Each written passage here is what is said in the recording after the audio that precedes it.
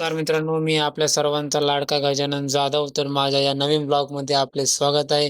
हा ब्लॉग विशेष आहे कारण जसा संपूर्ण महाराष्ट्र वाट बघतो गणेशोत्सवाची, तशीच आम्ही सिंदखेड राजावासी वाट बघतो या क्षणाची, म्हणजेच संत गजानन महाराज यांच्या पालखीची.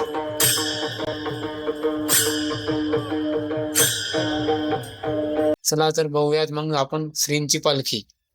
आषाढी वारीवरून परतीच्या वाटेने निघालेल्या श्री संत गजानन महाराजांच्या पालखीचे सिंहराजातील भाविकांनी टाळ मृदुंगाच्या गजरात आणि गणगण भोवतीच्या जयघोषात पालखीचे जोरदार स्वागत करण्यात आले. रामेश्वर मंदिर येथे श्रींच्या पालखीचे आगमन होताच हजारो भाविकांनी दर्शनासाठी गर्दी केली.